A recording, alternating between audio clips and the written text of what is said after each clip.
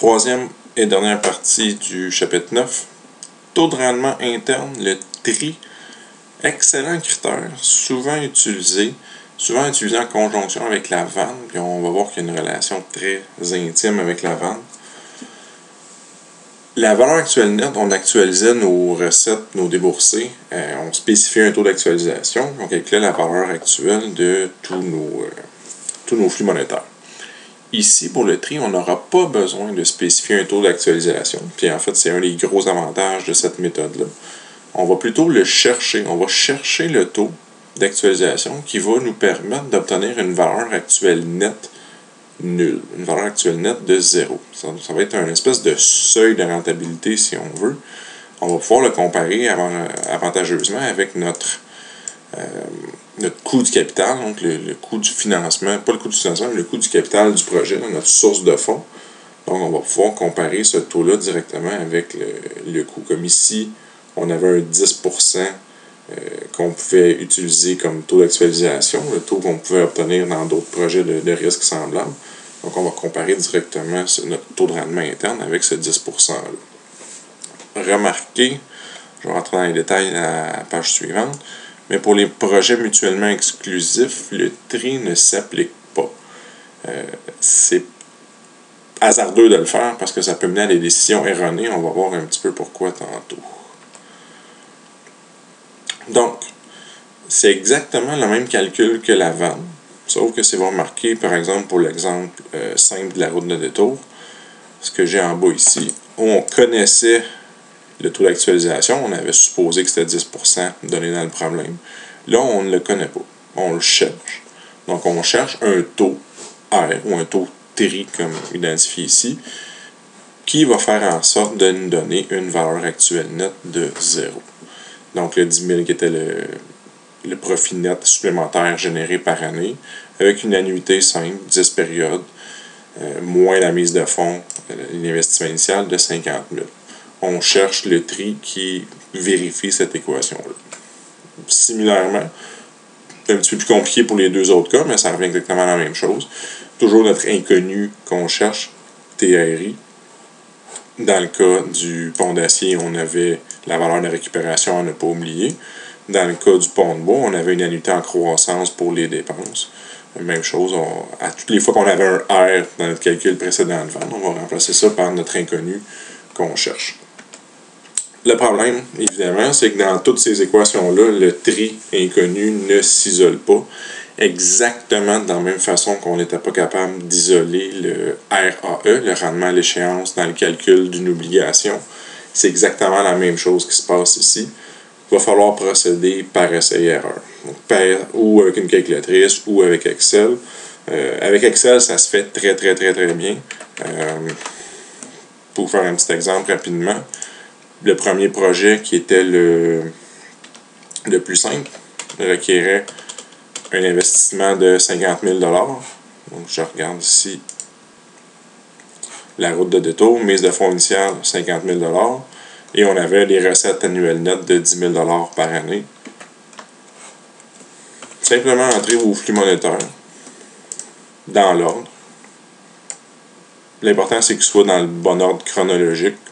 Et ensuite, on a une formule dans Excel, la formule TRI, T-R-I. Là, j'ai une version anglophone d'Excel ici, c'est Internal Rate of Return, IRR. En français, vous faites exactement la même chose avec TRI, ça va vous donner la même chose. Et de sélectionner la plage de nos flux monétaires, tout simplement, dans le bon ordre. 15%, une petite décimale ici, 15,1%, c'est notre tri. Donc, si j'actualise ces flux monétaires-là à un taux de 15,10%, ça va me donner une valeur actuelle nette de 0. Ce que ça veut dire, c'est comme j'avais un coût du capital de 10%, c'est comme si j'empruntais ou j'utilisais des fonds qui me coûtent 10% et que moi, je suis capable de les faire fructifier à un taux de 15,10%. Donc, je crée de la valeur, je crée quelque chose. C'est un bon projet. Par essai-erreur, on parle d'interpolation. On parle d'interpolation avec la méthode des triangles. Vous pouvez vous pratiquer. Donc, vous avez les valeurs ici. Si vous voulez prendre un exemple pour vous pratiquer. Évidemment, on ne vous fera pas calculer un tri super compliqué, comme par exemple celui du pont de bois ici, il est quand même assez long à calculer. Mais on va vous donner fort probablement, là, comme on voit ici, là, un calcul de tri à faire par interpolation à l'examen final. Si vous avez compris la méthode pour le rendement à l'échéance d'une obligation, c'est exactement la même chose. Simplement que dans notre triangle, on avait un RAE sur notre axe des X. On va avoir des taux de rendement internes ici, des tris. On avait des prix d'obligation sur l'axe des Y. Ben ici, on va avoir des vannes. Donc, on va avoir une vanne qui va être positive. On va avoir une vanne qui va être négative en bas du triangle. Et dans le milieu, on va avoir le point qu'on cherche avec une vanne nulle. Ça va être tout simplement de tracer nos deux triangles et de trouver le taux de rendement qui fait en sorte qu'on obtient cette vanne nulle-là. Donc, si c'était bien compris pour les obligations, il ne devrait pas y avoir de problème. Si vous voulez la repratiquer une fois pour vérifier que ça fonctionne, ça ne sera pas du temps perdu. C'est une question qu'on pose à l'examen final plus souvent qu'autrement.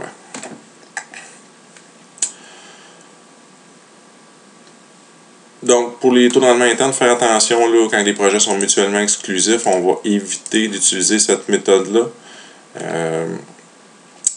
C'est une méthode qui est capricieuse, comme je disais. Donc, il faut que les flux monétaires soient conventionnels. Conventionnel, ce qu'on veut dire, c'est qu'il faut qu'il y ait seulement un changement de signe.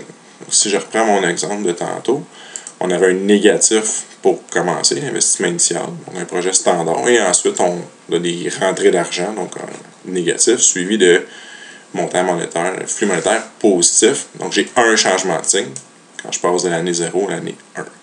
Si j'avais un projet avec une dépense à la fin pour, supposons, nettoyer mon site ou faire des travaux à la fin de réaménagement, là, j'aurais à ce moment-là deux changements de signe.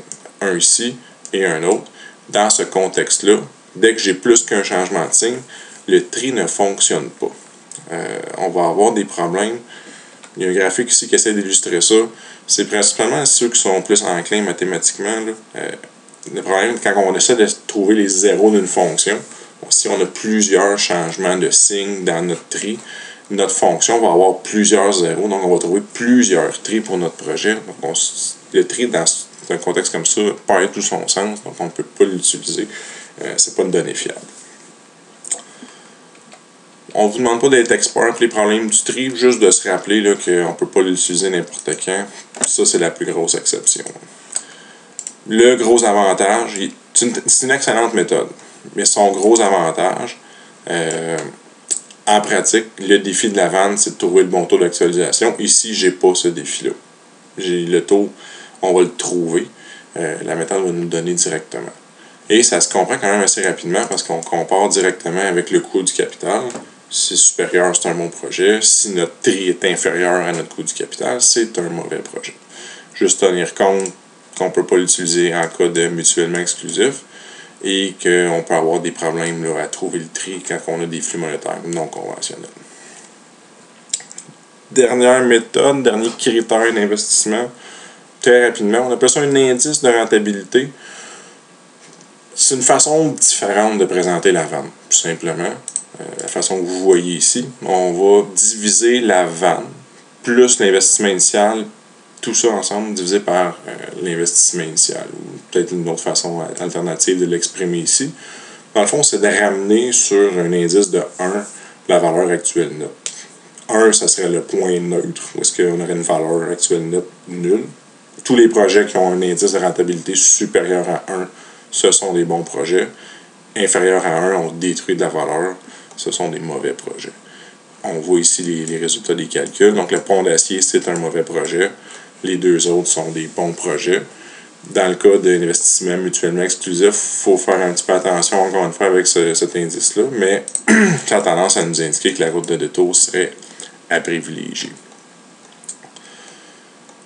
La vente reste quand même le critère par excellence, mais c'est quand même une façon intéressante de ramener ça sur un seul indice, un seul chiffre. Au lieu d'avoir un chiffre en dollars, on va avoir un indicateur qui tourne autour d'un, mène la plupart du temps aux mêmes décisions que la vente.